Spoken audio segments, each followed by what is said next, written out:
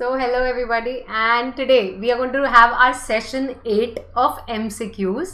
Okay, we were going to do 100 MCQs. ये 8th session है, and this 8th session has got 10 questions today. ठीक है, 3 chapters हैं, and those 3 chapters you know it because तुम्हारे पास schedule था, पढ़ के आना था. So those 3 chapters are SECRA, Securities Contract Regulation Act, SEBI, Securities Exchange Board of India, and FEMA, Foreign Exchange Management Act. If you really read these, you would have come across one thing. FEMA बहुत बड़ा chapter है अगर तुमने पूरा पढ़ा तो, right? जिसने selective studies की, I can see that smile, है ना? तो अगर तुमने पूरा FEMA पढ़ा, you know it's a huge chapter. But on the other hand, I hope you also know this, FEMA option में छोड़ने वाली चीज नहीं है. Okay, first of all, for its weightage. Secondly, certain questions of FEMA are so simple कि उसके अगर कोई 4 मार्क, 5 मार्क, 3 मार्क, 2 मार्क दे रहा है तो यार क्यों नहीं? Why to leave it just because FEMA बड़ा चैप्टर है? If you want to leave also ना, तो वो एग्जाम में डिसाइड करना कि यार ये 8 मार्क के लिए पूछा है उन्होंने, ये इतना बड़ा, तो यार एक्सटर्नल कमर्शियल बोरोइंग इतना बड़ा आंसर 8 मार्क के लिए, मतलब मेरे को कितना लिखना पड़ेगा? I don't have time, I know something better, तो वहां पे छोड़ना. बट पढ़ के ही नहीं गए, FEMA is not that thing. ठीक है, सेबी सेक्रा मुझे पता है आप पढ़ लोगे. SCRA public people don't study because it's more technical. ठीक है, बट एक बार समझ गया तो बहुत अच्छा चैप्टर, बहुत सिंपल चैप्टर है. ठीक है, एंड सेबी तो we been studying for a long time now.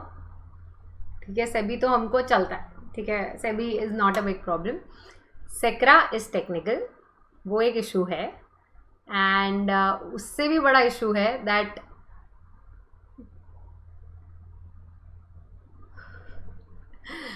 Give important, किसी ने लिखा give important questions from SCRA and FEMA please. First thing वो क्या, this is for all of you. हाँ, ये मैं सबको बोल रही हूँ, इंपॉर्टेंट क्वेश्चंस करके कुछ नहीं होता. हाँ, CA फाइनल में I know there are certain faculties who give, वो उनका एक एनालिसिस होता है कि ये ICAI बहुत पूछता है, तो ये टॉपिक बहुत पूछता है तो शायद फिर से पूछेगा, या ये बहुत टाइम से नहीं पूछा तो पूछेंगे. I can every time before the exam I tell my students what to study, how to, मतलब the order in which you should study, that I always come up telling. तो उसमें ऑटोमेटिकली जो last में होता है वो ऐसा है कि अगर छूट भी गया तो चल जाएगा. But I would hardly ever tell you the important topics like this. हाँ, during the batch I always say इसको स्टार मार्क करो, ये ICAI का फेवरेट टॉपिक है, ये बहुत इंपॉर्टेंट टॉपिक है, ये ICAI ने बहुत बार पूछा है. दैट विल हैपन, जैसे मीडिएशन कंसिलेशन पैनल. ठीक है, but other than that I suggest कि FEMA में से एटलीस्ट PRI PROI ट्रांजैक्शंस, ये 2 चीज़ तो हर हाल में पढ़ो, क्योंकि MCQs में ही आ जाते हैं बहुत सारे. ठीक है, and they help you like anything. Okay, so let's start our session. We are going to have 10 questions today. So that way the 100 MCQs that we are going to do, उसमें से 90 we will complete today, and the next 10 will be in the next session. Okay, so this is our session number 8, 3 chapters, and it's more securities law and 1 of economic laws. ठीक है, so should we start? Yes? Okay, so let's start. Here is your first question. P Limited was holding 35% of paid up equity capital of X stock exchange.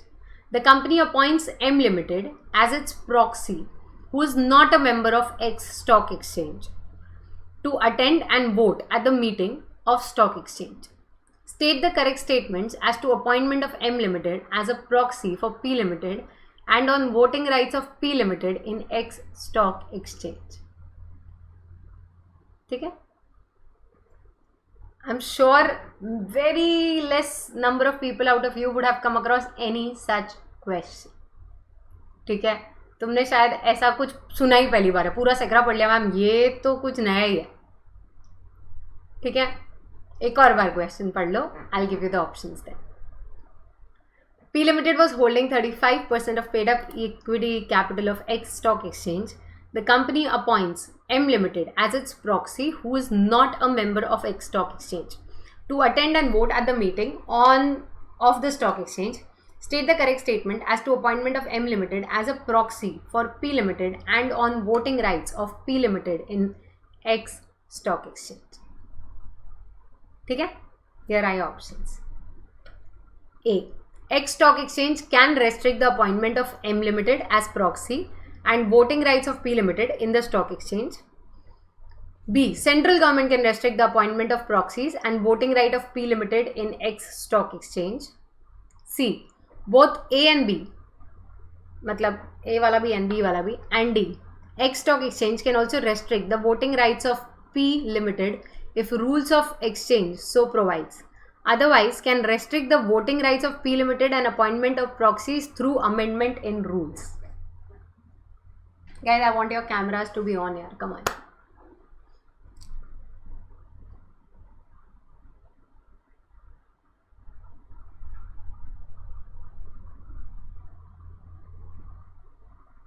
अरे answers आने चाहिए ना अभी. Okay, I can see answers coming as B, A,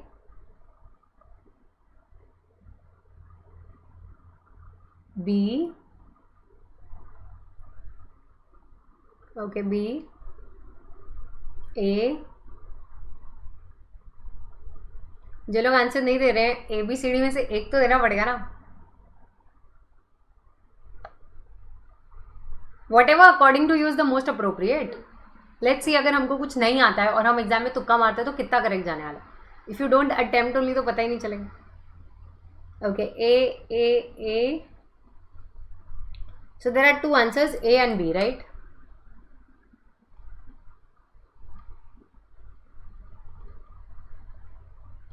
okay, C भी है answer. सी भी है. ABC. कोई D भी बोल दो यार. स्टार्ट ही हम ABCD से कर लें आज. कोई नहीं बोलेगा.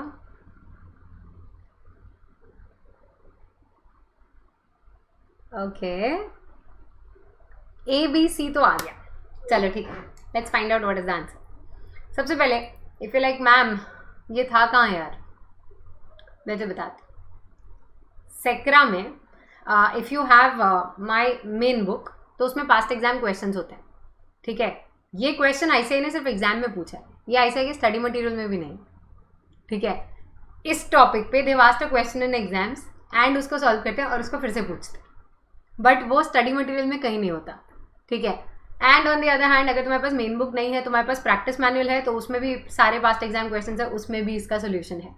सो you know there are many things, that is the reason I tell you practice करो, क्योंकि पास्ट एग्जाम क्वेश्चन उठा के तुमको पता चला अरे ये भी होता है यार, ये भी होता है. ऐसी बहुत सारी चीज़ें हैं that only by solving the question you will understand.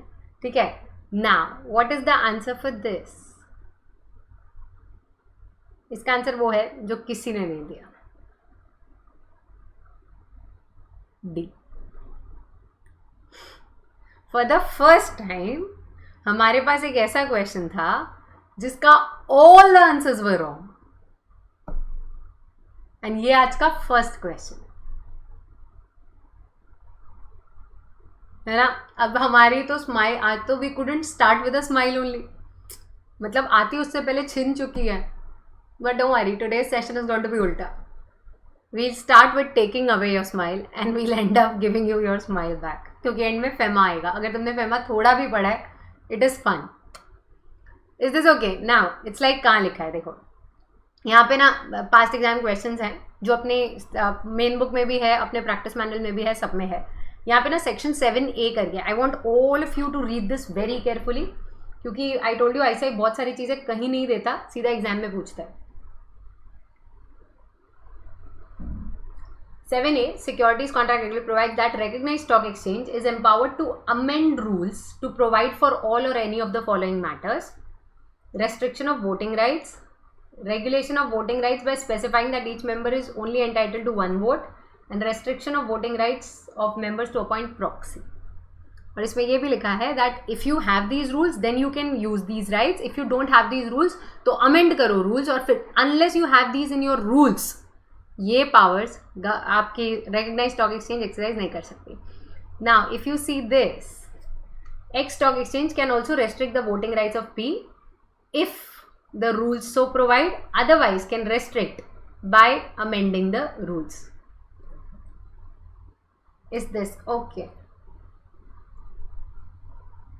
C, today's session when I started, like before I started the recording, when I was talking on Zoom call with all of you, मैंने आप सबको ये बोला जिन्होंने late join किया उनको ही मैं बोल दूँ, once these sessions are over, your study should not stop thinking कि मैम एग्जाम का डेट थोड़ी मालूम है, अभी कोई और सब्जेक्ट का कोई और प्रोफेसर सेशन स्टार्ट करेगा तो वो पढ़ने लग जाएंगे, और अगर नहीं तो कोई डेट ही नहीं है मैम, प्रेशर मतलब समझ ही नहीं आ रहा how to study, so I am not studying. I am telling you this now and I can bet on this. 20 दिन बाद कोई ना कोई तुम में से मेरे को मिलेगा ये बोलने के लिए मैम कोई डेट नहीं थी ना, there was no date in my mind, so I couldn't study and I wasted my 20 days. Set a date for yourself guys. Exam की डेट नहीं पता ना, अपना एक शेड्यूल बनाओ फॉर अ डेट कि भाई इस डेट तक मेरे को एक और बार 4 सब्जेक्ट्स के या 8 subject whatever is remaining उसके रिविजन खत्म करने. Have that date in your mind और देखो उस डेट तक खत्म होता है कि नहीं. And revision it depends on you. Reading the whole content again, if you have already read it thrice, फिर से पढ़ोगे तुम सैचुरेट हो जाओगे, पढ़ने का मन ही नहीं करेगा. उससे अच्छा प्रैक्टिस करो, 8 सब्जेक्ट की प्रैक्टिस करो. कुछ बाकी है तो पहले उसको फिनिश करो, but after that practice all the 8 subjects. Solve more question, solve past exam question, suggested, RTP सब करो and come across such question जो तुम्हें समझ में आ भाई मैंने पूरी बुक पढ़ी रही, ये तो कहीं था ही नहीं. आप प्लीज क्यों? क्योंकि ICI कर चुका है. The more you practice the better you will get. Writing practice करनी है नहीं करनी that's your wish, but question solving practice please करो because this will take you to another level all together. Even if you not feeling like studying, not feeling like solving question, ऐसा कभी नहीं होता. वो तभी होता है जब पढ़ के ही नहीं हुआ है. अरे यार इसको कहाँ से सॉल्व करिए, चैप्टर तो मैंने नहीं पढ़ा ना. बट जो चैप्टर पढ़ा है उसका या तो कॉन्फिडेंस बढ़ेगा और यू विल नो ना which chapter to go back and read the whole content. सीधा टेक्स्ट बुक या कोई ऑथर की बुक या स्टडी मटेरियल उठा के वापस पढ़ना will not make any sense. The more questions you solve you come across such things. Okay ठीक है. सो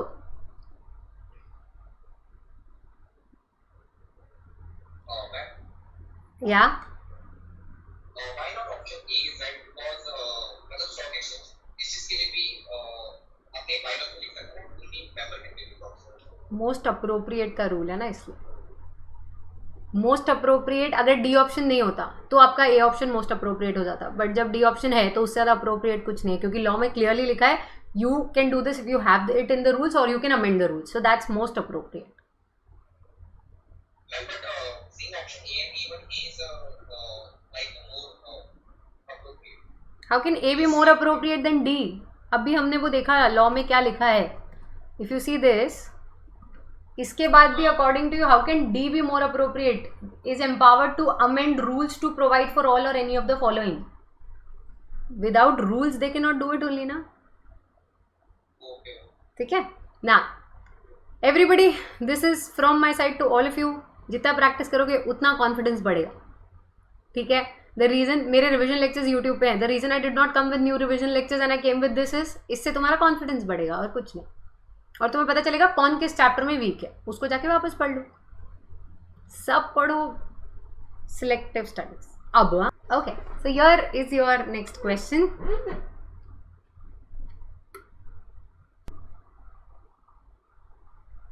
Okay, so here is your next question. Messrs. Rati and Company, a member of recognized stock exchange, wants to buy shares of some company on behalf of investor as well as on their own. But Hari, who is a professional consultant of Messrs. Rati and Company, suggests not to do such transaction as it will be against the provisions of SECRA, as it restricts in such buying and selling of shares by member of recognized stock exchange. Choose the correct answer from available option below. ठीक है. इसका सिर्फ question tricky है, इसके options बहुत easy होने वाले, but question ध्यान से पढ़ लेना. Here are your options. A. Yes, Mr. Hari was right. Messrs. Rati cannot buy and sell shares. B. Yes, there is strict restriction on buying and selling shares by member of recognized stock exchange. C. Yes, Messrs. Rati and Company, after complying with provisions of SECRA, can buy such share. D. Yes, Messrs. Rati and Company can always, without any fear, buy shares as there is no restriction.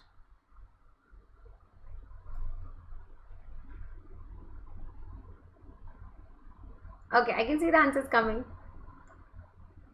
C, C, C, C, उल्टा C, सीधा C, सारे सी. Unity strength. Unity's come back. I told you that start chahe you will do with the inverse curve. You'll go with the right curve. Okay, so now that Unity strength, obviously its answer is only after complying with SECRA you can buy such shares, because see SECRA के बहुत सारे rules हैं, जिसमें से एक है corporatization demutualization. Hello, I told you in the last session कि corporatization demutualization समझ के आना. Yes, और तुम सबको समझ में आता ना corporatization demutualization?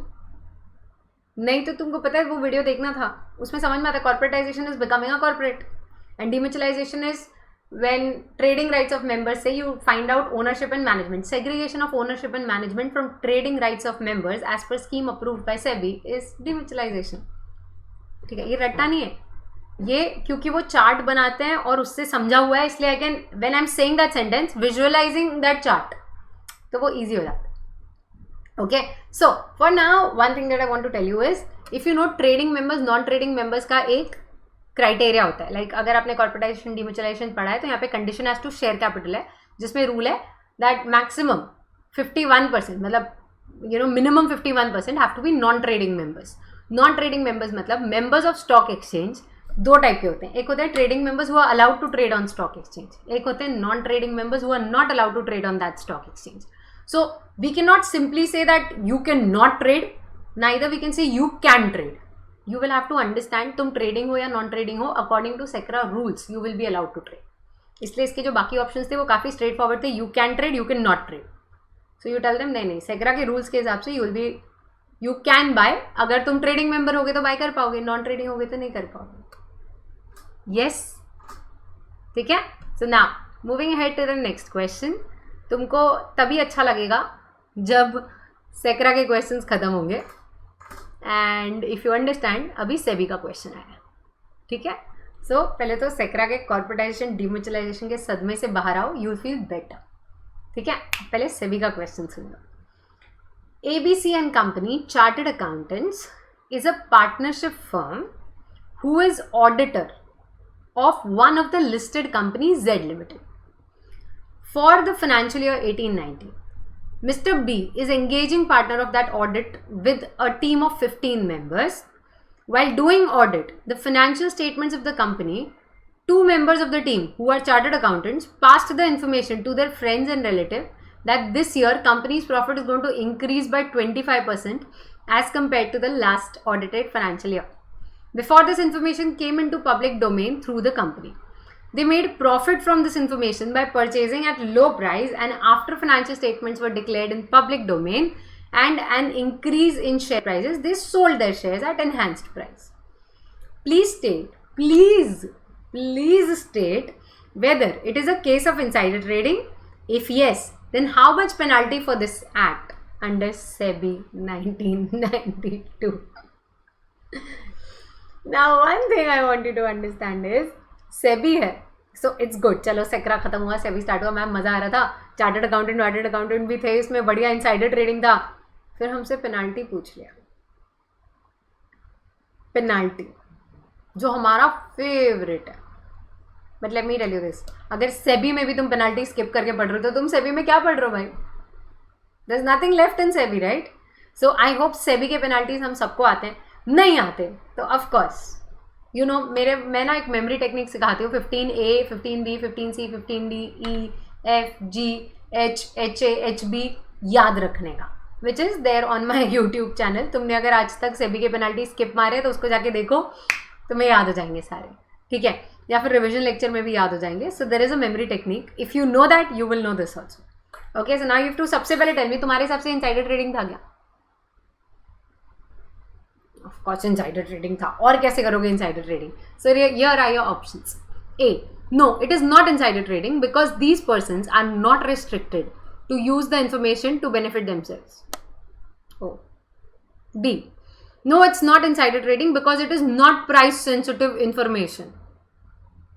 Financial information price sensitive information होती है. C, yes, it is insider trading and penalty under section 15G would be minimum 10 lakh, which may extend up to 25 crore or 3 times of the profit derived, whichever is higher. Okay, and D तो सुन लो. Yes, it is insider trading and penalty under section 12A would be rupees 25 crores or 3 times of the profit derived, whichever is lower. LA Unity. Oh, I can see the Unity coming. C. सबका answer C. सबका answer C. कोई कुछ और बोलना ही नहीं चाहता. Public is like, sorry, we can't go wrong with this. It's 15G and we remember it also. Insider is घर का आदमी. ठीक है. So we remember 15G as G for घर का insider trading. तो सेक्शन भी अगर तुम्हें पता है तो तुम्हारा क्लियर कट आंसर मिल जाता है. तुम्हें अगर पेनल्टी नहीं भी याद है तो, क्योंकि 15G का एक ही पेनल्टी दिया है इसमें, right. And penalty is also correct only यार. 10 lakh to 25 crores or 3 times of the profit made, whichever is higher. So if you understand, अगर तुमने 1 लाख रुपया भी कमाया तो भी मिनिमम 10 लाख की पेनल्टी तो है. इफ यू थिंकिंग हाउ, लिखा है, इंटरप्रेट करना तो आता ही होगा. Yes. So obviously what is the correct answer? C is the correct answer because unity is strength. कभी कभी तो मेरा मन करता है तुम सब जब एक ही आंसर बोल रहे हो, चाहे वो रॉन्ग हो तो भी उसी को ग्रीन कर दो. Unity strength. अब तक एक ही बार, अब तक इन 9, this is like which session today? 8th session right. हाँ, 8 सेशन में पहली बार ऐसा हुआ है कि we all went wrong in 1 question. वो था सेक्रा. इसलिए सेक्रा इतना वेल नोन है अमंग स्टूडेंट्स. बोले अबे सेक्रा कौन पढ़ेगा, छोड़. ICI को ये बात पता है कि आप सेक्रा नहीं पढ़ते, तो सेक्रा का इजीएस्ट क्वेश्चन भी पूछा ना तुमको, तुम छोड़ के आओगे. I hope you understanding. And when they know where you will slip, they will obviously place it that way. You just have to be careful कि मत करो वो चीज़ जो सब करते हैं. Okay. So now that this is the correct answer. कहाँ लिखा है ये देखो अपने पास बुक में ना. ये आई होप सबको पता है, अब तो रट्टा हो गया होगा. ये जो आता है, ये जो आपको यहाँ पे दिख रहा है, दिस इज हमारी समरी बुक का स्क्रीनशॉट. ठीक है. इसी का जूम्ड वर्जन हम बाजू में लेते हैं क्योंकि इसमें से तो तुम पढ़ नहीं सकते. सो here is 15G. Insider trading 10 lakh to 25 crores or 3 times of the profit made, whichever is higher. Is this okay? ठीक है. सो अगर ये तुम्हारी बुक होती और तुम कभी मेरे साथ पढ़े हो या रिविजन लेक्चर्स देखे हैं तो तुम्हारे यहाँ पे पक्का तुमने यहाँ पे ना घर का लिखा होगा. घर का is insider is insider trading. So इससे आपको और याद आएगा, हाँ मेरी बुक में ऐसा लिखा है. So moving ahead to the next question. This is now SEBI में चल रहा है ना अपन, है ना? हेलो, सेक्रा के 2 क्वेश्चंस किए थे, फिर सेबी का एक आ गया था. नाउ लेट्स सी अगला वाला कहाँ से आता है. सो A Limited, a listed company, wants to revise the rate of interest on its existing 12% bond by 1%, that is 13% bond, from 14th August 2019. The said proposal is laid before board meeting to be held on 14th July 2019.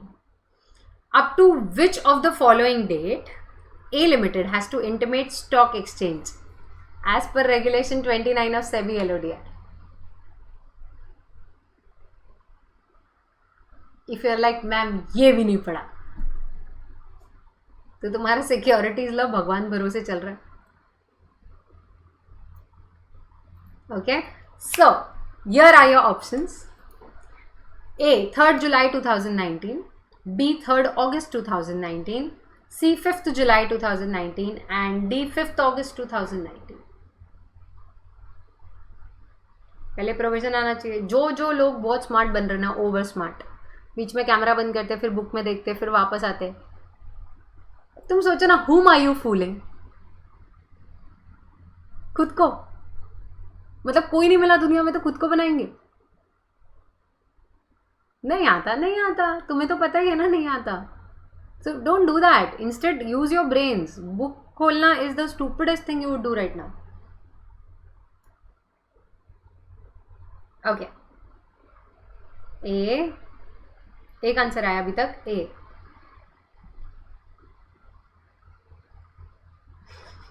Public is like तो ma'am वही answer ले लो, हम तो दे ही नहीं रहे. Okay. Uh. Come on, I want your answers to come up. कुछ तो कैलकुलेशन कर रहे होगे ना, तुक्का मार रहे हो या अपना बर्थडे ढूंढ रहे हो उसमें.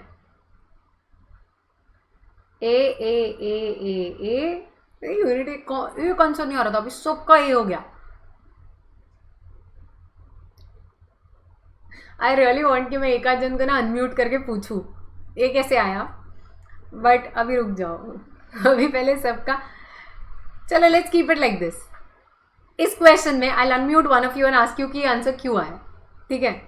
तो अब तुम वापस अपना आंसर चेंज करना चाहो तो कर सकते हो. पब्लिक लाइफ कुछ भी पूछो, हमको आंसर एक ही देना है. तुक्का था. Okay guys listen to me. LODR is all about time limits. अगर तुमने LODR पढ़ा है, it is all about time limits. There are certain things which are to be informed to the RSE, Recognized Stock Exchange, within 2 days. There are certain things which are to be informed 5 days. There are certain things 7 days, certain things 11 days, and this is 11 days. ये 11 working days in advance बताया जाता है. So in this present case, 11 days अगर तुम calculate करो before 14th of July 2019, because board meeting के 11 days पहले बताना होता है. So that comes to 3rd July 2019. Hello, पहले ठीक है. अभी तुम्हारा एक करेक्ट था कि रॉन्ग था, तुक्का था कि श्योरिटी था, that only you know, right? But now let me just tell you where it is. So SEBI LODR में ना, ये अपनी बुक का स्क्रीनशॉट है LODR का. यहाँ पे देखो, यहाँ पे लिखा है प्रायर इंटीमेशन में. सो regulation 29 sub regulation 3 prior intimation. यहाँ पे I hope you can see 11 working days. Hello, at least 11 working days. और वहाँ पे नीचे लिखा भी है, you are suppose to give it at least 11 working days in the when you are changing any alteration in interest और डिबेंचर्स और bonds. In the present case हम बॉन्ड्स पे इंटरेस्ट रेट चेंज कर रहे थे. ना the only question that comes up is, ma'am अभी working days में हम थोड़ी कैलेंडर लेके बैठे संडे सैटरडे निकाले, जब क्लियरली कोई और वर्किंग डे के बीच में छुट्टी नहीं दी है. So you just calculate straight, unless वो दे देगी बीच में एक पब्लिक हॉलीडे है, ये है वो है, तो फिर आप उसको माइनस करें. अदरवाइज स्ट्रेट कैलकुलेशन से 3rd July is answer. Is this okay? Yes, 11 working days ये 2 ही पर्पज के लिए लगते हैं, that you altering the form and nature of securities, या उनका इंटरेस्ट रेट आप चेंज कर. तो 11 working days in advance notice आता है. Please understand guys. देखो, अगर तुम सेक्रा छोड़ के जा रहे हो, सेबी भी तुम्हारा वीक है, तो तुम्हारी सिक्योरिटीज लॉ के 10-15 मार्क तो भगवान भरोसे हुए ना.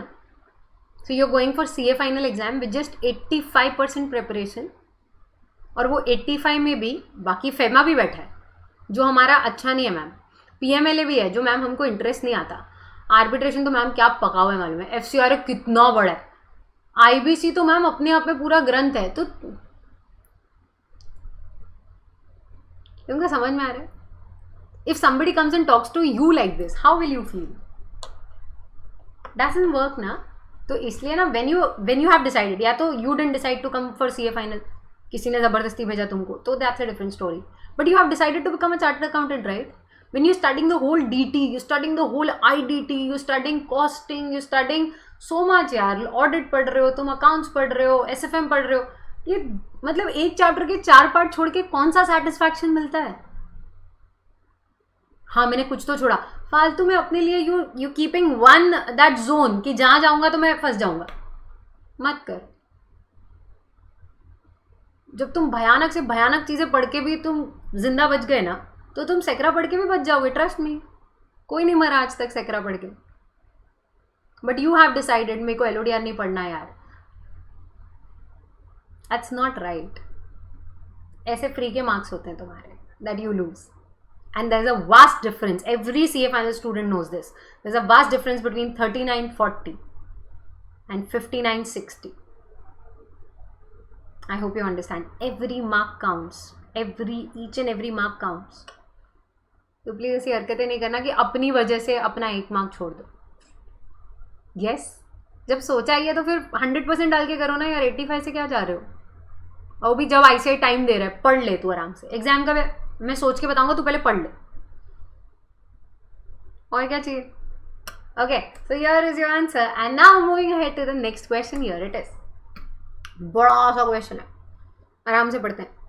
इन September 2016, Mr. P went to USA, London and Germany on a. ये बहुत घूमा, इसका बहुत बड़ा लिस्ट है. इसके जो सारे ट्रांजैक्शन है ना, ये बहुत ट्रांजैक्शन करने वाला है अभी. तो ध्यान से पढ़ना और दिमाग लगा के रखना अपना, ठीक है? So Mr. P went to USA, London and Germany on a month-long business trip. For this trip, he got foreign exchange of $50,000 from an authorized dealer. In December 2016, he remitted $50,000 to his son in Canada who was studying there.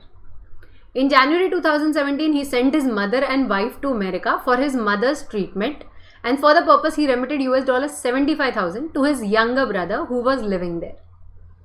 In March 2017, his daughter got engaged and she opted for a destination marriage to be held in May 2017 in Switzerland. While on trip to Dubai in March end 2017, he spent $35,000 for his daughter's shopping in Dubai. Later, the event manager gave an estimate of $250,000 for the wedding. As per provisions of FEMA, how much remittance does he need to take prior approval of RBI for? ठीक है, इनकी पूरी life की history हमने जान ली. इन्होंने India में कुछ किया ही नहीं, कुछ नहीं करते ये. या ये घूमते भी बाहर हैं, ये शादियां भी बाहर करेंगे, इनके बच्चे भी बाहर पढ़ते हैं, इनकी मम्मी का ट्रीटमेंट भी बाहर होता है, इनका सब कुछ बाहर चल रहा है. ठीक है, अब तुमको ये बताना है RBI अप्रूवल कितने के लिए लेना है. Here are your options. A, he does not need any approval at all. B, for $210,000. C, for $250,000. And D, for $15,000. आराम से take your time. You will need time.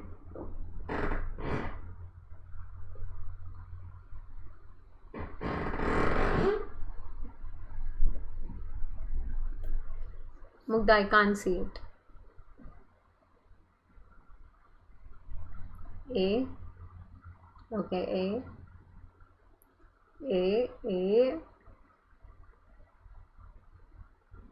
आ गई यूनिटी वापस. इतनी सारी यूनिटी. ए. कोई और ए के सिवाय कुछ बोलेगा क्या, वो बता दो बस. Is there anybody who saying anything other than A? तुम सबके हिसाब से इतना सब करके भी ही needs no approval at all. क्यों? If you see that way, transact, पहले सुनो, हो गया. I saw your answers and unity strength, तो जो तुम बोलो वो करेक्ट. बस obviously A is the answer, but now listen to me carefully. In this one question, they have put so many transactions at one place, right? अगर तुम देखो तो FEMA के जो ट्रांजैक्शंस है, कैपिटल अकाउंट ट्रांजैक्शन होता है, करंट अकाउंट ट्रांजैक्शन होता है. करंट अकाउंट ट्रांजैक्शन में 3 होते हैं, schedule 1, schedule 2, schedule 3. Schedule 1 prohibited है, शेड्यूल 2 CG अप्रूवल है और शेड्यूल 3 RBI अप्रूवल है. शेड्यूल 3 के इन्होंने बहुत सारे ट्रांजैक्शन इसमें डाले, बट इंडिविजुअली सबकी अपनी अपनी लिमिट है जो एक्सीड नहीं हो रही. Right, if you see it over here, ये देखो, सबसे पहले वो बिजनेस ट्रिप पे गए थे, 2,50,000 लिमिट है, इन्होंने सिर्फ 50,000 लिए, limit not exceeded.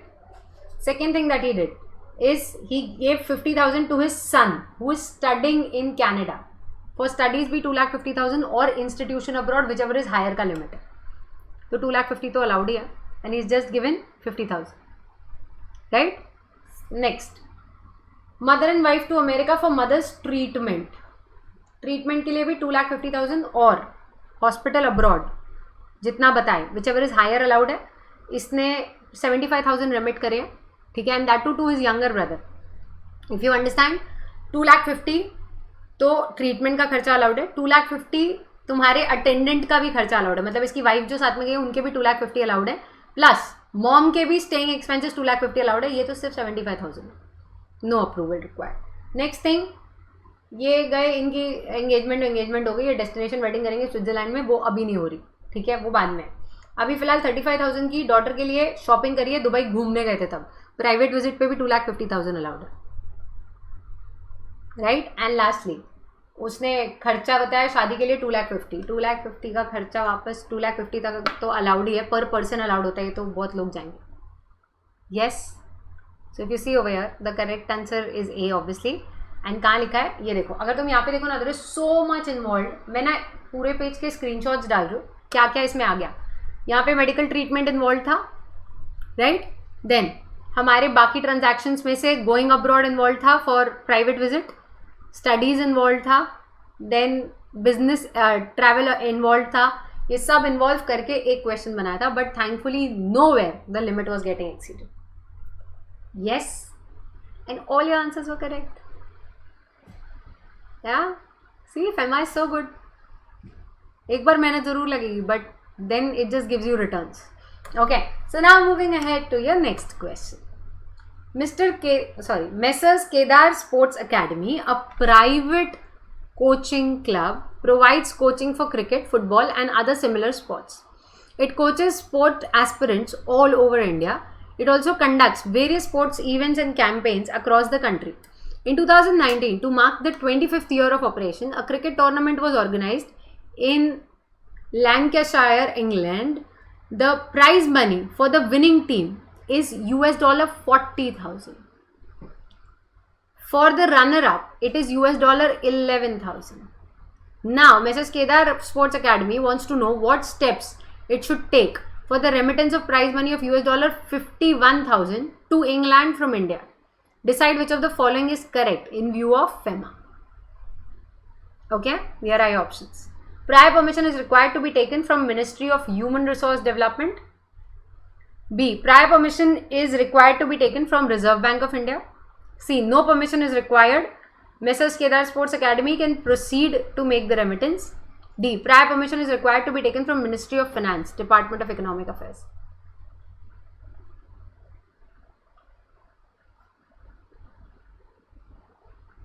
Okay, answers have started coming. A, C, A, C,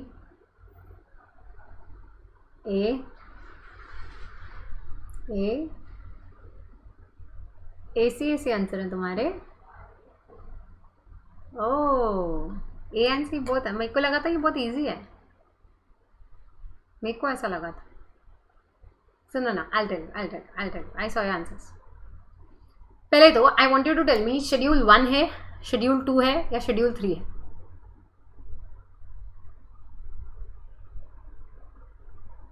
ऐसे बताना पड़ता है. 1 है, 2 है, because I can C you ना 1 2 3 ऐसे बताना पड़ेगा आपको. 1 है कि 2 है कि 3 है. 2 है. कुछ लोगों के हिसाब से 2 है, बाकी लोग के हिसाब से कोई शेड्यूल ही नहीं है. मैम हमने रट्टा मारा, शेड्यूल वाइज रट्टा नहीं मारा है. 2 है. Everybody says okay, somebody says 3 भी है. क्योंकि देखो जो 3 बोल रहे हो तुम्हारा आंसर बी होना चाहिए था. आरबीआई अप्रूवल होना चाहिए, क्योंकि शेड्यूल 3 में आरबीआई अप्रूवल होता है. सीजी अप्रूवल तो शेड्यूल 2 में ही होता है. ठीक है. So first of all this has to be very clear in your mind. कौन से ट्रांजैक्शन शेड्यूल 1 में आते हैं, कौन से 2 में आते हैं, कौन से 3 में आते हैं. ये वाला शेड्यूल 2 का transaction, which if you have attended any of my class तुम्हें पता होगा. हम इसको याद रखते हैं एज फैटमॉप CCC. In case you are not a student, it's okay. तुमने जो भी तरीके, कोई तो निमोनिक बनाया होगा, तो फैटमॉप CCC का जो P होता है ना, वो प्राइज मनी होता है ऑन स्पोर्ट्स एक्टिविटी अब्रॉड. उसका रूल है that if you want to sponsor any sports prize money और sponsorship on sports activity abroad, you have to take CG approval.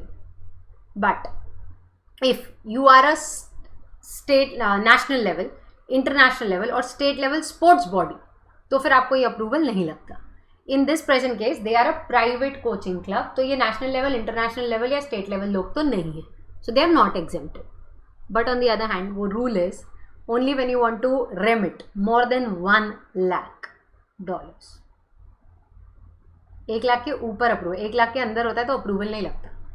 Just as ये जो फैटमॉप CCC में एक और ट्रांजैक्शन है, advertisement in foreign print media. अगर तुम्हें पता हो 10,000 से ऊपर का एडवर्टिजमेंट है तो ही अप्रूवल है, 10,000 से नीचे अप्रूवल नहीं है. Similarly prize money and sponsorship 1 lakh से ऊपर के हैं तो ही अप्रूवल है, उसके नीचे अप्रूवल नहीं है. ईयर से 51,000 है. It is lower than 1 lakh, so there is no approval required.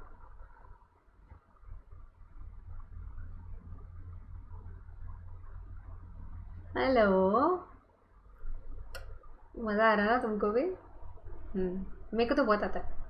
So next, so this is FEMA. यहाँ पे ये देखो, ये जो है ना, ये अपनी बुक में सारे शेड्यूल 2 के ट्रांजैक्शन है, उसमें यहाँ पे दिया है prize money sponsorship. I'll just show you क्या लिखा है. Remittance of prize money, sponsorship of sports activity abroad by a person other than international, national, state level sports bodies if the amount involved exceeds $1 lakh. In the present case, it was not exceeding 1 lakh, तो कोई approval नहीं चाहिए. Yes. अगर तुम कहाँ slip हुए, only you know it. जैसे ma'am मेरे को ये सब याद था, मेरे को 1 लाख याद नहीं था. दूसरा, मैम मेरे को 1 लाख भी याद था, मेरे को सब कुछ याद था, बट मेरे को लगा ये अभी ऑल ओवर इंडिया सब जगह कोचिंग देते तो ये नेशनल लेवल हो गए, ऐसा मेरे को लगा। आप कहाँ फिसले वो आप ही जानो। या so just understand the logic. Is this okay? Done? ठीक है। Now moving ahead to the next question. A Limited, an Indian company, holds a commercial plot in Chennai, India. It intends to sell the same. Messrs. Superseller is real estate broker with head office in US. Messrs. Superseller is appointed to find buyers for the land. A company, Glory Inc., based out of USA, is identified as a buyer. Glory Inc. is controlled from India and is hence a person resident in India under FEMA provisions. Glory Inc. bolo, INC bolo, it's the same thing. Glory Inc. is controlled from India and hence is a person resident in India under FEMA provisions. Glory agrees to buy the land for $6 lakh. Okay. Assume $1 is 70 rupees. Messrs. Superseller is to be paid a commission at the rate of 7% of sale proceeds. The commission is to be paid to head office of Messrs. Superseller in USA. In light of relevant provisions of FEMA, which of the following is correct? Ignore TDS implication under Income Tax Act. वो ये नहीं भी लिखते तो भी आप ignore ही करते, right? है ना? पब्लिक लाइक ओ रुलाएगा क्या पगले, हमको कौन सा याद था इनकम टैक्स का भी इम्प्लीकेशन देखना है। So that way here are your options. Prior permission is not required for remittance of commission up to $25,000. For balance commission of $17,000, permission of RBI is to be sought by A Limited. B. Prior permission is not required for remittance of commission up to $30,000. For balance commission of $12,000, permission of RBI is to be sought by A Limited. C. Permission is not at all required for remittance of the entire commission. D. Prior permission is required to be taken from Reserve Bank of India for the entire amount of commission. Okay, I can see the answers coming.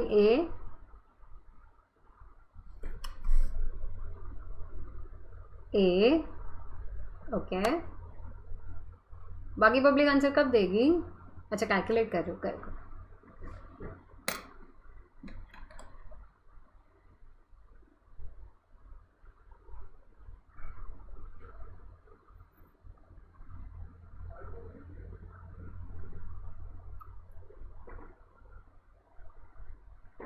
कितना पढ़ोगे?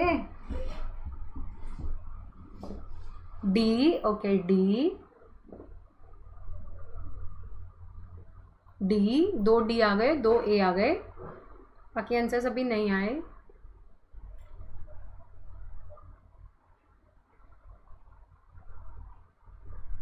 अरे answers दो ना यार.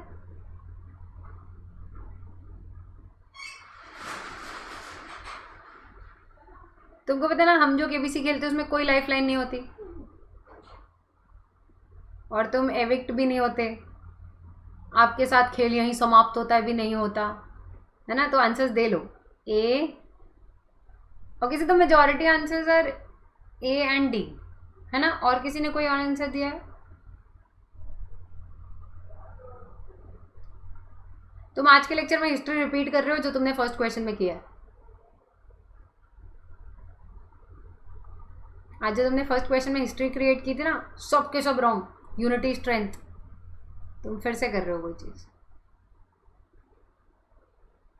आधा question ना सिर्फ confuse करने के लिए, काम का क्वेश्चन आधा ही है. ध्यान से पढ़ो, you will be able to do it अगर तुमने ये प्रोविजन पढ़ा है तो.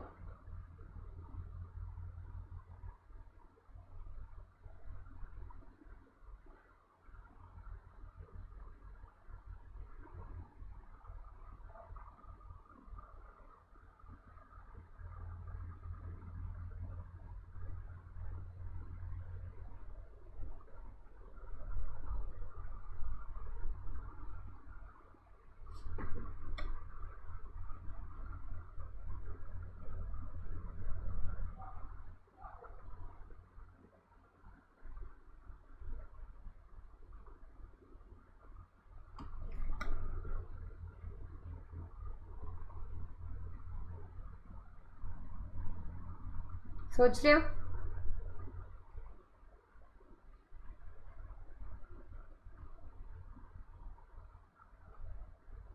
आंसर चेंज करना है किसी को?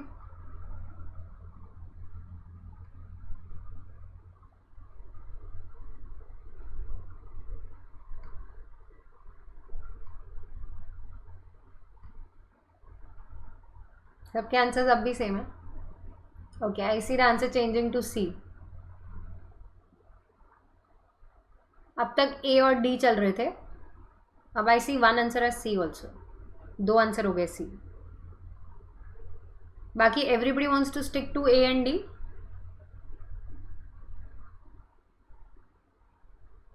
इतना क्या डिफिकल्ट है यार इसमें? सुनो ना,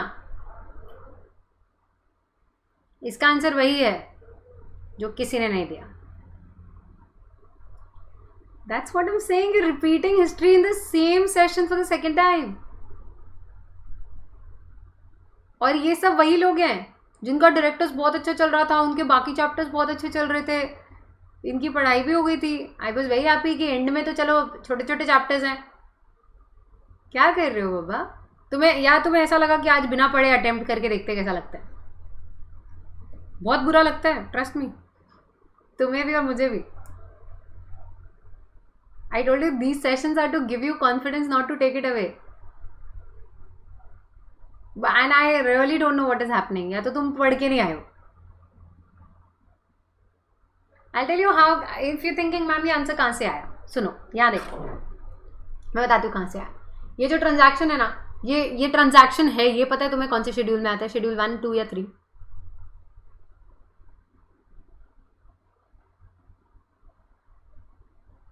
शेड्यूल 3 का ट्रांजैक्शन है ये सबके हिसाब से, ठीक है? Okay, so if you know, in this case जब commission for sale of plot of land in India to agent abroad, ये शेड्यूल 3 का ट्रांजैक्शन है. इसमें लिमिट्स होती हैं. इसका limit if you know is 5% of inward remittance, right? और $25,000 whichever is, ये बता दो whichever is higher या lower. I explain this in my classes always कि वो higher होता है, lower नहीं होता यहाँ पे, ठीक है? whichever is higher. अब if you see 5% of inward remittance, यहाँ पे कुछ नहीं लिखा कि कुछ पार्ट रेमिट नहीं होगा. so we consider 6 लाख पूरे रेमिट होंगे, राइट? $6 लाख का आप 5% निकालो, 30,000 आता है, राइट? $30,000. तो इस लिमिट के हिसाब से 25,000 और 30,000 विचएवर इज हायर, 30,000 तो फ्रीली अलाउ हो जाएंगे. उससे ऊपर जो कुछ आपको देना है, because you have to pay them 7%, so 5% तो इज अलाउड. बचे 2%, 12,000. 12,000 के लिए आपको अप्रूवल लेना पड़ेगा. So which is obviously written here. 30,000 freely allowed, 12,000 के लिए approval. What was difficult? I hope you understanding कि मेरे को क्यों नहीं समझ में आ रहा why did you go wrong. क्योंकि इसमें कुछ या तो प्रोविजन नहीं पता, you can go wrong. Provision पता हो गया तो फिर कैलकुलेटर की मिस्टेक है, तुम्हारी तो नहीं है. या जैसे 5% के ऊपर पे कर रहे हैं, 7%, तो आई थॉट कि जब लिमिट के ऊपर पे कर रहे हैं तो पूरे के लिए अप्रूवल लगेगा, not 40 balance. Considering that I want the option. Okay, जिसने डी सोचा उन्होंने यही सोचा होगा लिमिट से ज्यादा है तो अप्रूवल लगेगा, राइट? हाँ, वो मतलब दिमाग में. ठीक है. ए वालों का आंसर कैसे आया था? विचएवर इज लोअर के रूल से. That's the only possibility.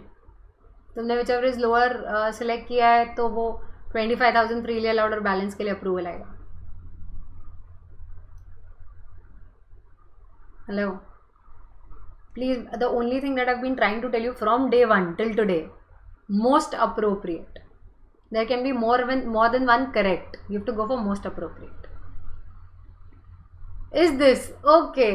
यार मैं तो सोचा था जाते थे स्माइल लेके जाओगे यार तुम, बट कोई बात नहीं. Next question. सो पहले ये समझ लेते हैं कहाँ लिखा है. ये तो just I just wrote and explained it to you. We need to understand where is this written.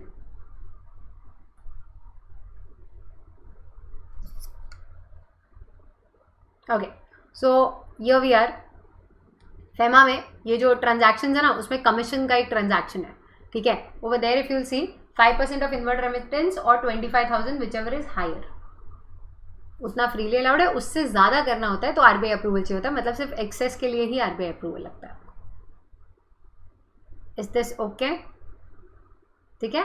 So for now moving ahead to the next question.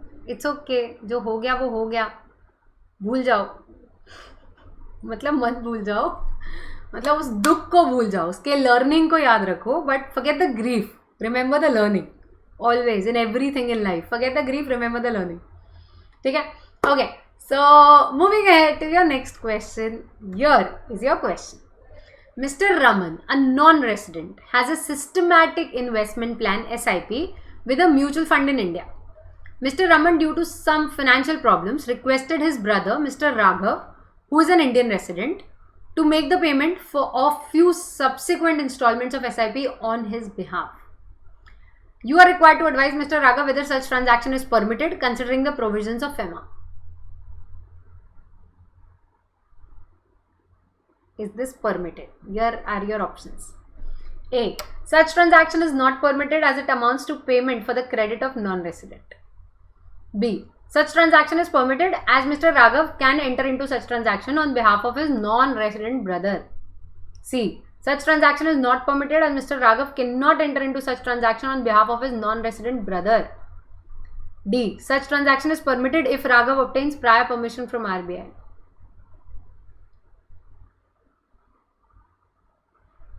मैं तुम्हें सच्ची बताऊं, सुनो सुनो सुनो.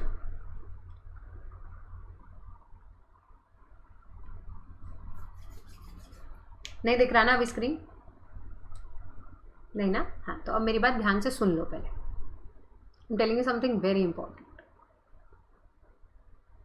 ये जो मेरे स्टूडेंट हैं उन सबको ये स्टोरी पता होगी. जिनको नहीं पता उनको मैं एक लर्निंग बता रही हूँ from my side, because I have face this in my PCC. Like we didn't have IPCC, we didn't have Inter, we had PCC. ठीक है. एक बार अगर आपका कॉन्फिडेंस टूटता है ना, 2 बार टूटा, उसके बाद ना things that you know also, your brain stops working. Your brain stops working because you so scared, और तुम्हें इतना मस्त झटका लगा हुआ है ना कि हर चीज़ से डर लगने लग जाता है. थिंग्स दैट यू नो तुम वो भी नहीं अटेम्प्ट कर पाओगे. ठीक है. I'll tell you this. This was my personal experience. ये मैं सबको बताती हूँ so that you know not to do this. ठीक है. It was my first attempt, PCC का पहला attempt, मतलब in a way लाइफ का पहला प्रोफेशनल पेपर. ठीक है. And there was everything I had studied well. खाली एक चैप्टर नहीं पढ़ा था, NPO. NPO करके पता है अकाउंट्स में चैप्टर होता था. ठीक है, सबको पता होगा. और NPO ना उसके पहले कभी लाइफ में एग्जाम में आया नहीं था. मतलब जो वो होती थी ना कंपाइलेशन होती थी, तभी प्रैक्टिस मैनुअल नहीं होती थी. कंपाइलेशन में वो चैप्टर ही नहीं था. And what happened was when it was being taught in the classes, I missed those lectures. तो फिर तो उससे मतलब पूरा ABCD मतलब इतना नहीं आता कि ये भी नहीं पता उसमें रिसीट एंड पेमेंट अकाउंट बनता है. Because I never tried doing it on my own, और कभी पूछा भी नहीं है करके नहीं पढ़ा तो कभी नहीं पढ़ा. ठीक है. उसके सिवाय बाकी सब पढ़ा था. कैश फ्लो का डायरेक्ट मेथड नहीं पढ़ा था, मतलब इतने अच्छे से नहीं पढ़ा था. ठीक है. एंड थर्ड थिंग बाकी सब पढ़ा था. प्रॉफिट्स ये पीस मील डिस्ट्रीब्यूशन नहीं पढ़ा था. पार्टनरशिप में पता है पीस मील डिस्ट्रीब्यूशन होता था. पूरा पार्टनरशिप पढ़ा है, सब कुछ, एडमिशन, रिटायरमेंट, एवरीथिंग, खाली पीस मील नहीं पढ़ा. तो इन अ वे, और हमारे अकाउंट्स 1 अकाउंट्स 2 नहीं होते थे, पूरा एक ही अकाउंट्स था. तो तुम्हारे जो 2 थे वो हमारा मिला के एक सब्जेक्ट था. तो we had a lot of accounts to study, and उसमें से एक पूरा चैप्टर नहीं पढ़ा था, बाकी के एक एक पार्ट छोड़े थे बस. ओके. हम गए एग्जाम में ये सोच के कि NPO तो यार लाइफ में कभी नहीं पूछा, आज ही कहाँ से आ जाएगा. तो आई वॉज वेरी श्योर इसका तो कुछ नहीं होना. And at that time we used to submit our exam forms physically. ठीक है. तो पापा ने जानबूझ के मेरा और भैया का फॉर्म साथ में सबमिट कराया था, सो दैट सच दैट भैया मेरे आगे आए, रोल नंबर उनका, उनके बाद मेरा आए. तो पहले भैया का दे और फिर मेरा दे. तो वो फिजिकल में ऐसे ही आता था, so that he can help me, I am the younger one. So ये सोच के दिया था, बट थैंकफुली हमारा रोल नंबर घूम के आया. तो भैया was behind me and I was on the first bench. ठीक है. तब even your parents were allowed to enter the exam hall. वो आराम से अंदर तक सीट तक बिठा के आते थे हमारे पापा हमको. तो as soon as he entered he was like, अरे एक तो मैं आगे, ऊपर से मेरे आगे कोई नहीं है, मतलब मैं फर्स्ट बेंच पे हूँ. तो पापा वाज लाइक, अब तो बेटा तू फुल तेरे ही भरोसे है. तो ऐसे मैं तो वैसे ही मेरे ही भरोसे थी. भैया इज लाइक वेरी स्टूडियस, इनको थोड़ी डिस्टर्ब करोगे तुम. डन. फर्स्ट एग्जाम लाइफ का प्रोफेशनल CPT तो CPT था. जैसे ही पहला पेपर आया, क्वेश्चन पेपर आया, first page, question 1, 20 marks, compulsory NPO. जो आज से पहले कभी हिस्ट्री में नहीं आया था। 20 मार्क का एमपीओ का क्वेश्चन, यू जस्ट इमेजिन, वो देखते ही लाइक हो गया। And the first thing that I did was instant reaction, I turn behind and I told भैया मैंने एमपीओ नहीं पढ़ा। He looked at me like this and he was like तू पागल है क्या? तो मेरे को रियलाइज होगी तो अपना भी नहीं लिख पाएंगे टेंशन में। सो आई टर्न बैक सेइंग नहीं पढ़ा है। तो you right, you do your thing. If you understand the mental shock, I had got enough shock, क्योंकि 20 मार्क का आंसर तो मेरे को आता ही नहीं है, कुछ नहीं आता उसमें। तो that is gone. I turn question 2A, cash flow direct method.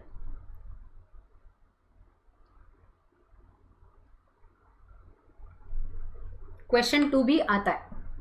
अब मेरे दिमाग में ऑटोमेटिकली मेरा दिमाग was looking out for piecemeal, क्योंकि 3 नहीं पढ़े थे, 2 तो आ गए। तो मैं अब पीसमील, मतलब अपने आप में नहीं भी ढूंढ रही हूँ तो भी मेरा दिमाग पीसमील ढूंढ रहा है। Question 3A, piecemeal distribution. Trust me, the only thing that I did was, मैंने अपना पेपर बंद किया और रख दिया।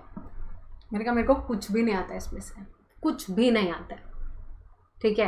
But thankfully in my life I been that way. मैं इतनी जल्दी बहुत ज़्यादा स्ट्रेस नहीं होती, थोड़ा तो लाइट लेना सीखा है। But this was, if you no, CA के स्टूडेंट के लिए ये बहुत बड़ा हार्ट अटैक है। 20 मार्क का वो नहीं आता, 2A 8 मार्क नहीं आता, 3A 8 मार्क नहीं आता।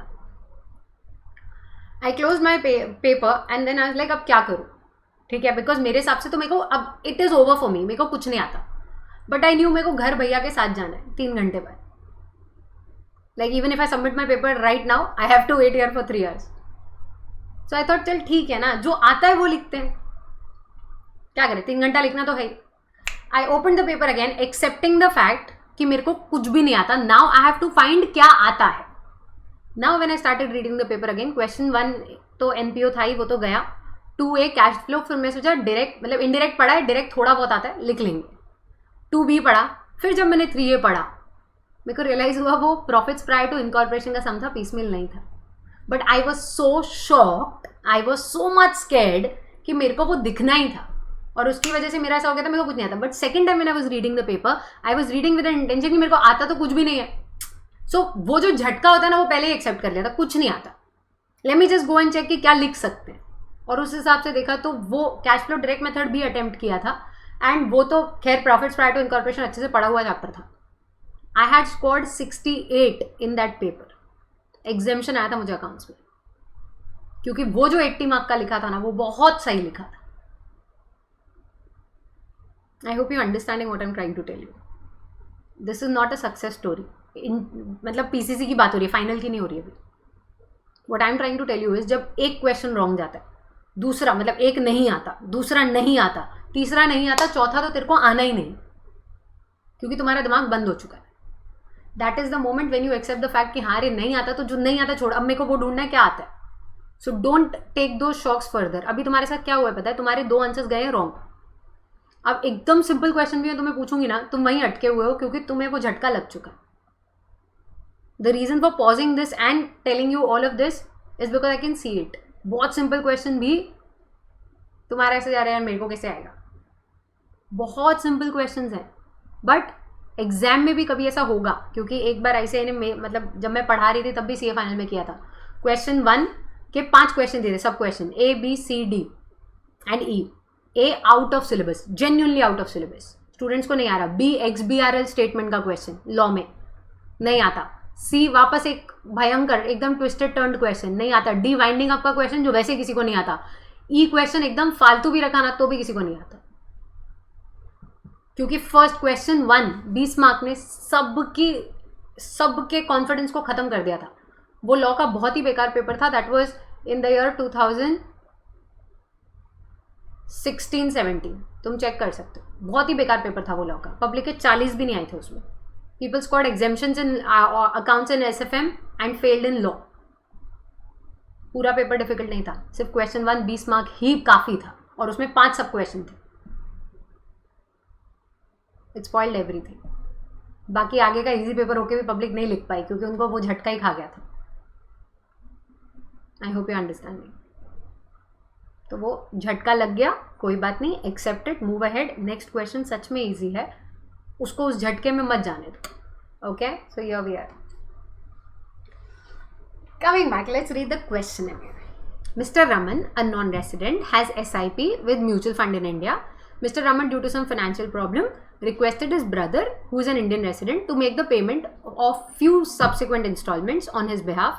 You are required to advise Mr. Raghav whether such transaction is permitted considering provisions of FEMA. A. Such transaction is not permitted as it amounts to payment for the credit on non-resident. B. FEMA transactions, such transaction is permitted as Mr. Raghav can enter into such transaction on behalf of his non-resident brother. C. Such transaction is not permitted as Mr. Raghav cannot enter into such transaction on behalf of his non-resident brother. D. Raghav, if permitted by, such transaction is permitted if Raghav obtains prior permission by RBI. Okay, I can see the answers coming as A.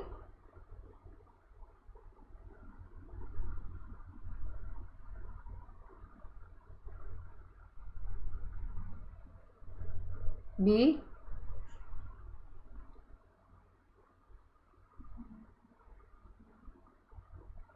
A. C. A. Parth, what is your answer?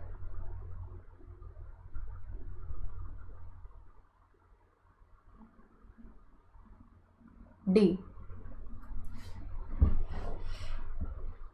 A, B, C, D. First thing that I was happy about is इतना समझाने के बाद there were some people जो starting में answer ही नहीं किए थे. They were like मेरे को नहीं पता. They at least tried attempting and let me tell you, वो लोग correct भी थे. First of all, do you know there are general restrictions on foreign exchange transactions? तुम फॉरेन एक्सचेंज में डील करने के लिए you can not deal through anybody other than AP authorise person. तो उसका एक्सेप्शन था पोस्ट ऑफिस के through कर सकते हो, वरना एपी के सिवाय किसी और के साथ आप फॉरेन एक्सचेंज में डील नहीं कर सकते. सेकेंड, पेमेंट का रूल है, you can not pay on behalf of NRI, not allowed. Third, you can not directly receive from an NRI, receipt का रूल है. ये 3 जनरल रेस्ट्रिक्शंस हैं और उसके जनरल परमिशंस हैं. ये उसी का क्वेश्चन है. Correct answer is you can not pay on behalf of your PROI. Non resident के बिहाफ पे आप पैसे नहीं दे सकते, क्योंकि अगर आप दे दोगे तो फॉरेन एक्सचेंज जो इंडिया में आ सकता था वो कहाँ से आएगा? तुम तो INR में पेमेंट करके छुट्टी हो जाएगी. वो वहाँ से पेमेंट करता तो फॉरेन एक्सचेंज आता ना. Similarly when any PROI is paying to PRI, general restriction है कि तुम नहीं ले सकते. लेना है तो थ्रू AP लो या फिर जाके पोस्ट ऑफिस में सबमिट करो विद इन 7 days. क्यों? क्योंकि आप डायरेक्टली लेके अपने पास रख लोगे. गवर्नमेंट को फॉरेन एक्सचेंज कहाँ मिली? इट्स नॉट नेसेसरी ना. Today if I have, everybody is allowed to retain $2,000, yes or no? तो today if I have $2,000 I can keep it in my locker also ना. I need not go to the bank and get it converted. That's not my bread and butter. मैं वही $2,000 से खाना नहीं खाने वाली. तो $2,000 ऐसे सब रखेंगे इंडिया में, तो गवर्नमेंट को तो फॉरेन एक्सचेंज मिलेगा ही नहीं. सबके ड्रॉर्स में रहेगा फॉरेन एक्सचेंज.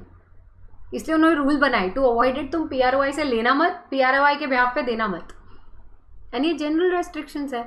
सी यहाँ पे ना restriction on dealing in foreign exchange है, जिसमें पहला है dealing, you will not deal through any person other than AP. Second is shall not make any payment for on behalf of PROI. And third is you will not receive other than through AP any payment from PROI. यहाँ पे अगर तुम वो payment करोगे तो वो वाला transaction हो जाएगा. Hello,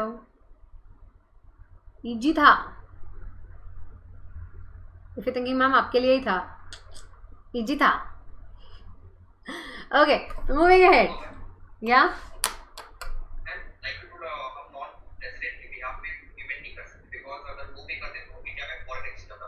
correct.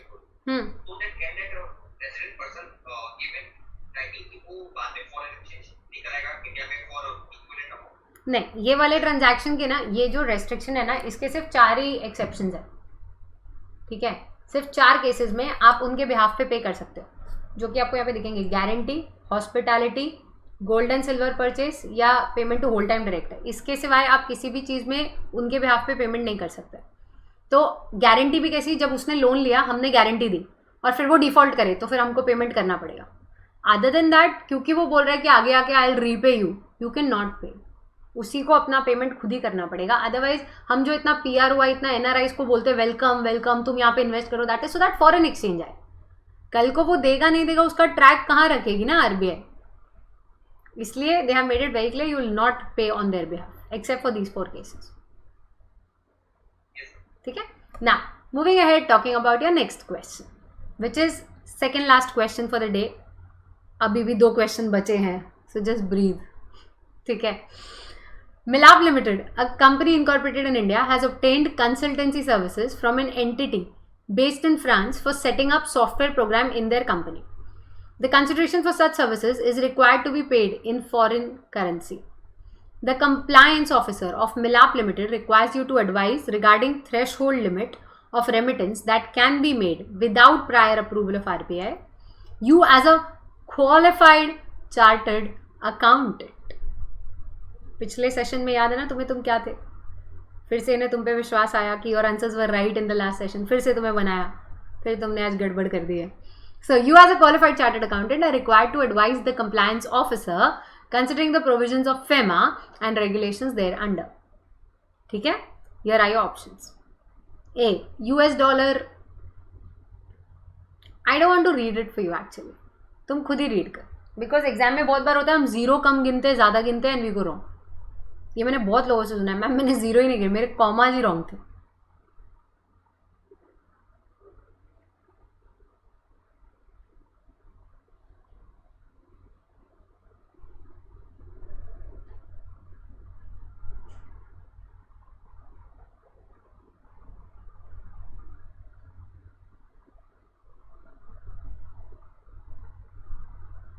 Max to max for you, I can read it as 50 million, 10 million, 5 million and 1 million. तो मैंने रीड भी कर दिया, तुमको कुछ समझा भी नहीं. Okay, I can see the answers coming now. चलो आंसर तो फटाफट, जो लोग आंसर नहीं दे रहे, जिन्होंने आज मौन व्रत रखा है. Okay, D D D D, सीधा डी, उल्टा D. Ayushi, what's your answer? D. Okay, सबका आंसर डी. Unity strength. हाँ देखो, आज हम प्रूव कर चुके हैं हम यूनिटी में रॉन्ग भी जाते हैं कभी कभी. Okay, so now that all your answers R D, obviously the answer is D. तुम्हें याद है ना, कंसल्टेंसी में ना 2 टाइप के होते हैं. एक होता है इंफ्रास्ट्रक्चर कंसल्टेंसी, एक होता है अदर्स. इंफ्रास्ट्रक्चर के लिए $1 crore अलाउड है, और इसके लिए 1 0 कम $10 लाख अलाउड है. Yes, so I will show you कहाँ लिखा है. See, your answer went right, be happy. पुराने गमों को भुलाओ, forget the grief, remember the learning. So consultancy procured from outside India. देखो यहाँ पे एक चार्ट है. इंफ्रास्ट्रक्चर प्रोजेक्ट के लिए 1 crore पर प्रोजेक्ट एंड अदर केसेस के लिए 10 लाख पर प्रोजेक्ट. या ठीक है. ओके, चलो मजा आया पब्लिक को, हमारा एक आंसर करेक्ट गया. Last question for the day. Mister Umesh arrived in India in the financial year 1920. ठीक है, सॉरी, कोई बात. सो कमिंग बैक, सुनो ना मिस्टर, और ये मस्त क्वेश्चन है, देखो जाते जाते ना, अब this is all about you. तुमने अच्छे से पढ़ा है, you will be able to solve this, you will go with a smile. तुमने नहीं पढ़ा है, you will not go with a smile, guaranteed, इसकी वजह से. ठीक है. इफ यू आस्क मी, ये बहुत इजी क्वेश्चन है, but FEMA is always easy only if you studied it. FEMA एक बार मेहनत करके पढ़ लिया ना, it is very easy thing. Read this very carefully. Mr. Umesh arrived in India in financial year 1920 from USA on 2nd October 2019 after 5 years for the purpose of conducting business in India. Mr. Umesh started proprietary business of trading insulated handles and established a branch of his business in Minnesota, USA. In this regard, choose the appropriate option with respect to residential status for 2020, 2020-21 as per FEMA 1999. ठीक है. एक बार तुम सोच लो, PRI या PROI.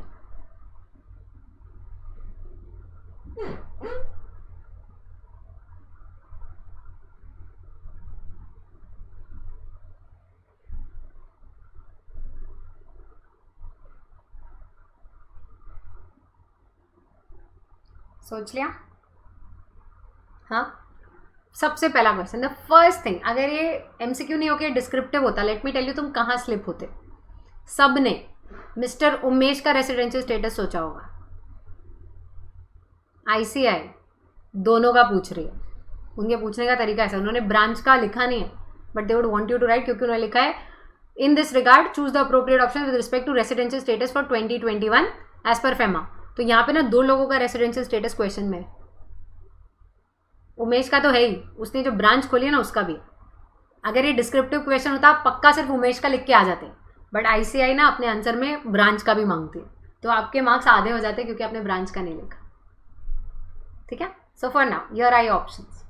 Mister Umesh and the branch in USA are persons resident outside India. B, mister Umesh is a resident in India and the branch is person resident outside India. C, mister Umesh and branch both are person resident in India. या D, mister Umesh is a person resident outside India and branch is a person resident in India.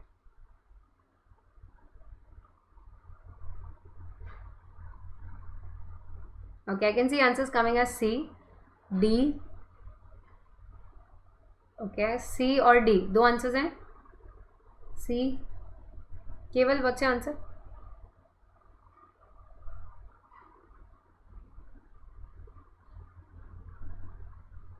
D, okay, C और D दो ही answers हैं, कोई और answer है? C, okay, that's it, right? Okay.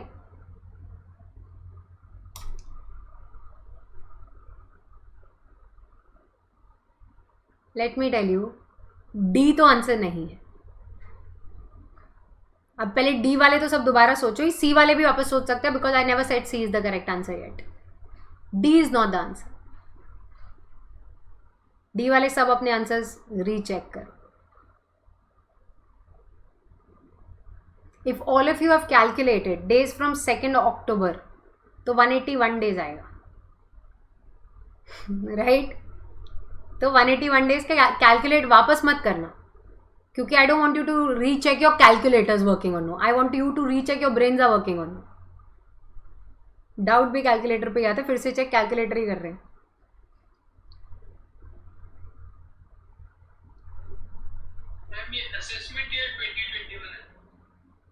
हाँ, residential status तो assessment year के लिए ही प्रीवियस ईयर का देखते हैं ना, ये असेसमेंट ईयर है।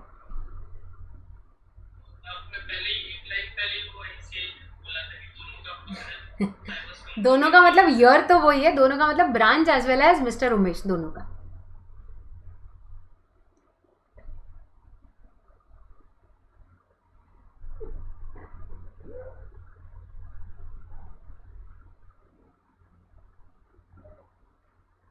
सोच लिया सबने? Have you come across this rule? To be a person resident in India, you should have stayed in India for more than 182 days, right? In the previous year. Yes? Okay, the answers are changing now. ठीक है, सुनो, तो you should have stayed in India, but इसके ना exceptions है इस rule के। If you go outside India for taking up employment, for business, or for a period of uncertain stay, even though you've stayed in India for more than 182 days, तुम फिर भी यहाँ पे PROI माने जाते हो, क्योंकि तुम यहाँ से परमानेंटली रहने के हिसाब से गए। क्या ये आपको पता था? Similarly applies उल्टा।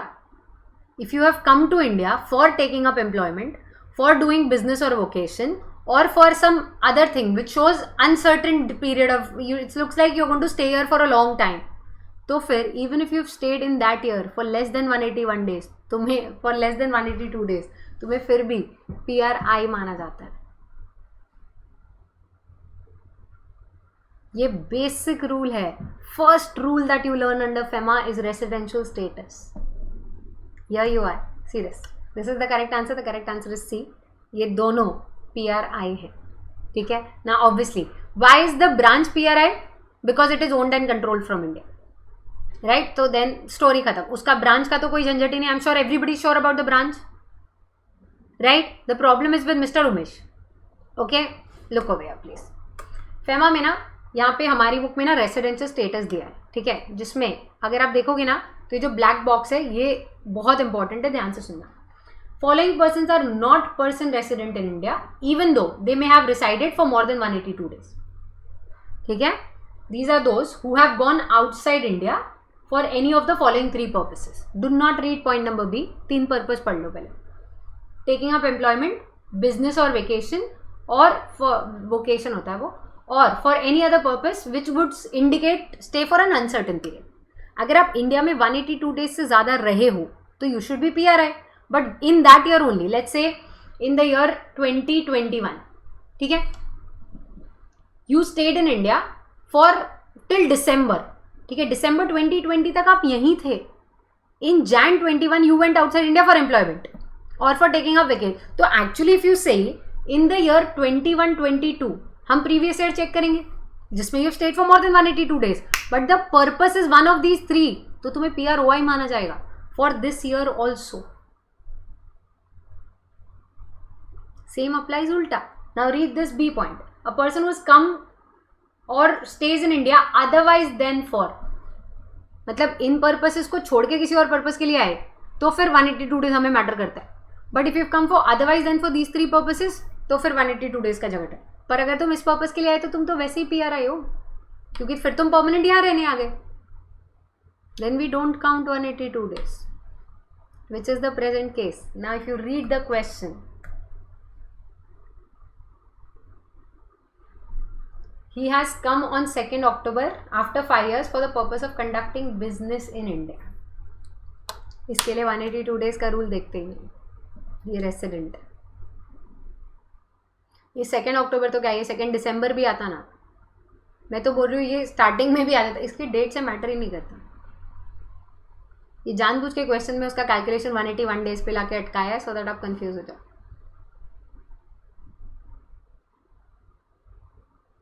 ये सारे ICI के क्वेश्चन है, अपने नहीं. And I hope you know हम सिर्फ 100 सॉल्व कर रहे हैं. होने को तो ICI के बहुत सारे दिए हुए क्वेश्चन है आज तक. MCQs ही आई गेस 250-350 कुछ है, राइट? तो that's the reason I tell you, the more you practice the more you learn, but just remember the learnings, don't remember the grief. Yes, ठीक है. अब दिस कंप्लीट्स आज का session, but I am sure today's session is more of grief and more of learning for you. ठीक है, तुम्हारा सेक्रा, सेबी और FEMA में जितना कॉन्फिडेंस था, या तो you would have self attested it today और you would have torn it into pieces today. ठीक है, whatever it is, ensure that you remember the learning. It's okay अगर कोई चीज़ नहीं आ रही, यार ये ट्रांजैक्शंस तो मैंने पढ़े थे फिर भी नहीं आ रहे, प्रैक्टिस नहीं किया ना, खाली रीड किया. The more you practice, the more you will learn. Is this okay? ये लास्ट स्लाइड तो हर सेशन के एंड में आती है. ये प्रैक्टिस मैनुअल से हम क्वेश्चंस पूछ रहे हैं आपको और समरी बुक से हम आपको वो स्क्रीनशॉट्स दिखा रहे हैं. Is this okay? So if you want to order any of these, जैसे तुम लोगों को क्या बोलना, तुम्हारे पास तो तुम सबके पास आएगा, सभी दोनों ही बुक्स हैं. बट अगर कोई बच गया है, एनीबडी वांट्स टू ऑर्डर, तो 7710050383 7710050383 पे व्हाट्सएप करो. they'll tell you the process to buy. इस दिस ओके? अभी बहुत टाइम है, प्लीज़ प्रैक्टिस करो. जिन्होंने बुक मंगा लिया है वो मंगा के रख मत देना कि बहुत बुक रखी है उसमें ये भी रख दी. You have to study these, they very important for you. Okay, I see you in the next session. That would be our last session. अब उसको फेयरवेल मान लो, उसको लास्ट सेशन मान लो, जो भी मानना है, बट इंश्योर करना कि you do your best in the last session. I want all of you to go smiling at the end of it. बहुत सारे चैप्टर्स हैं, शेड्यूल आपके पास है ही. Please ensure that you study well for the next session. Is this okay? So please keep studying. I want your confidences to go high. ठीक है, इसकी वजह से कम नहीं होना चाहिए, इसकी वजह से आपकी पढ़ाई और इंप्रूव हो जाएगी. Preparation is the only thing in your hand. Your exams are not in hand your hand, your results are not in your hand. तो अपना प्रिपरेशन स्ट्रॉन्ग करो. Is this okay? ठीक है, I see in the next session. Till then bye bye, take care, bye.